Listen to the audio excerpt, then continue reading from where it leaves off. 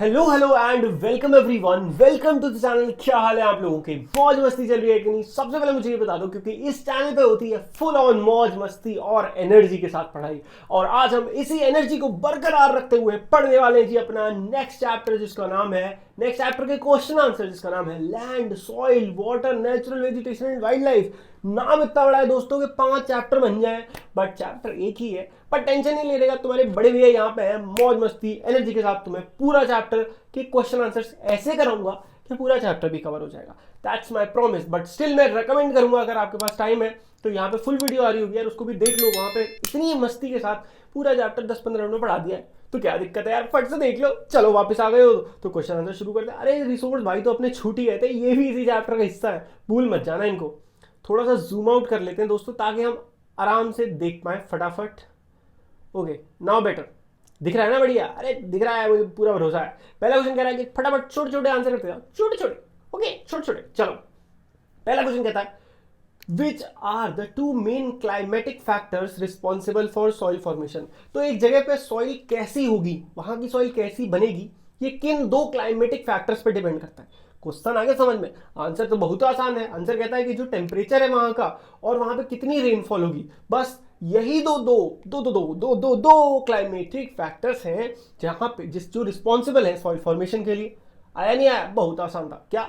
वहां का टेम्परेचर, अगर गर्मी है तो अलग टाइप की सॉइल होगी, सर्दी है तो अलग टाइप की सॉइल होगी, वहां पे कितनी बारिश पड़ती है उस पर डिपेंड करेगा कि सॉइल कैसी होगी। ओके, चलो अगला।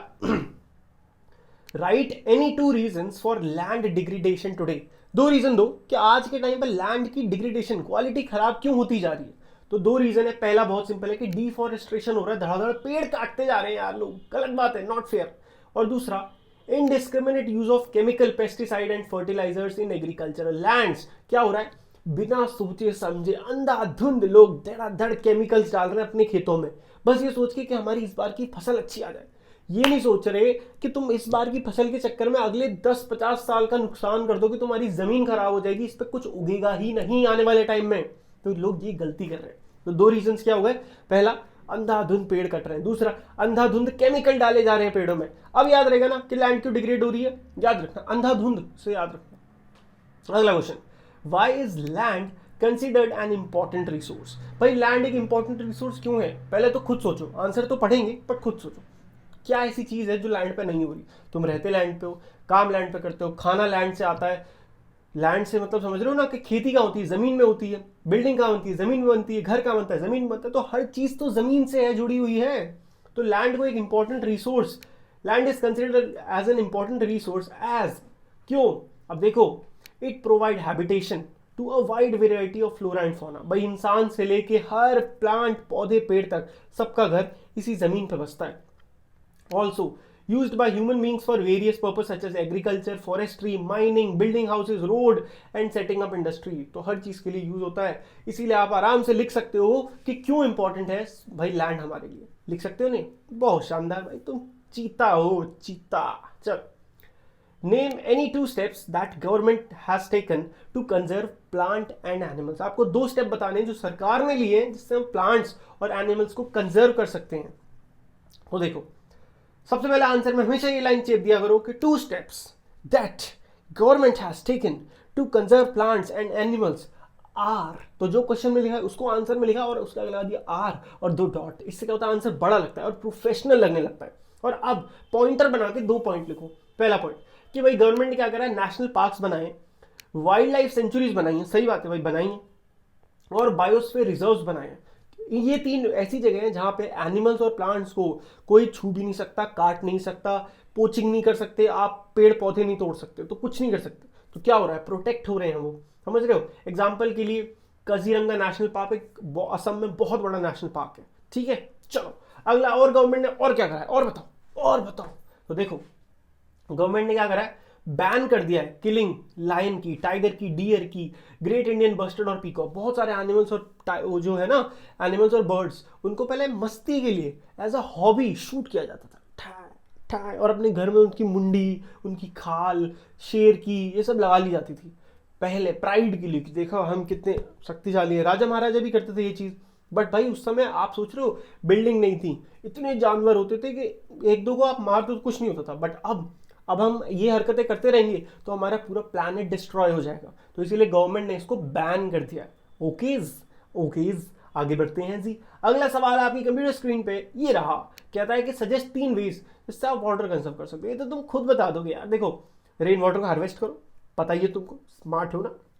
अगला, लाइनिंग इरिगेशन करो, canals to avoid seepage of water. क्या करो, lining irrigation canals, lining irrigation canals to avoid seepage of water. आप क्या करते हो कि कनाल है, कनाल क्या होता है, जहां से जमीन के अंदर से पानी निकाला जाता है, वहां से आप एक रास्ता बनाओ जो कि आपके खेतों तक जाए, प्रॉपर रास्ता। अगर आप ये नहीं करोगे तो क्या होगा, आधा पानी कहीं फैल रहा है बीच में, आधा पाइप फट गया वहां से निकल रहा है। तो ये सब छोड़ के एक प्रॉपर सिस्टम बनाओ ताकि पानी सही खेतों तक ही जाए और वेस्ट ना हो। अगला, replenishing ground water bye promoting afforestation. क्या आप ग्राउंड वाटर को बढ़ा सकते हो, किससे, एफॉरेस्टेशन करके। देखो इस चैप्टर का कुछ भी सवाल आए, तुम एफॉरेस्टेशन लिख के आना। प्लांट इतनी बढ़िया चीज है, तुम प्लांट लगा दोगे दुनिया की आधी प्रॉब्लम तो वैसे सॉल्व हो जाएंगे। तो हर चीज में लिख देना कि भाई afforestation is good for is this, afforestation is good for that, हर चीज में लिख देना। समझ गए हो ना। अरे समझा करो यार, दिल से दिल की बातें यार, तुम नहीं समझोगे तो कौन समझेगा। बहुत बढ़िया, चलो आगे बढ़ो। अगला क्वेश्चन बहुत ईजी, टिक द करेक्ट, फटफट टिक करेंगे बट समझते हुए, समझना बहुत जरूरी है। Which of the following is not, NOTA नहीं है ये, नोटा मत पढ़ लेना इसको, स्पेलिंग थोड़ी मिस्टेक हो गई है दोस्तों। It is not a factor of soil formation. तो हमने पढ़ा था पहले, कौन कौन से पढ़े थे, हमने पढ़ा था टेम्परेचर, रेनफॉल, बट अब हमें बताना नहीं है तो सॉइल का टेक्सचर कैसा होगा, क्या इससे कोई फर्क पड़ता है कि सॉइल कैसी फॉर्म होगी? जी नहीं, उल्टा है, सॉइल कैसी फॉर्म होगी इससे पता चलता है कि हाँ सॉइल का टेक्सचर कैसा होगा, बट अगर सॉइल का टेक्सचर कैसा है उससे कोई फर्क नहीं पड़ता। अगला सवाल, which one of the following method is most appropriate to check soil erosion on steep slope. Steep slope क्या होता है, पहाड़ होते हैं ना, ऐसे करके पहाड़ होते हैं एकदम एकदम, देख रहे हो ना, ये स्लोप है और वो भी एकदम खड़ी चढ़ाई जैसे कहते हैं हिंदी में, उसे कहते हैं स्टीप स्लोप। अगर ऐसी चढ़ाई होती तो this is not a steep slope. Okay, तो इस पे अगर आपको क्या करना है, सॉइल इरोजन चेक करना है, तो मतलब सॉइल इरोजन को कम करना है, तो क्या करोगे, तो आपको टेरेस कल्टीवेशन, कि पहाड़ों पे एक अलग तरीके की फार्मिंग होती है जिसे कहते हैं टेरेस फार्मिंग, वो करनी पड़ेगी। ठीक है जी। अगला सवाल, which one of the following is not in favour of the conservation of nature.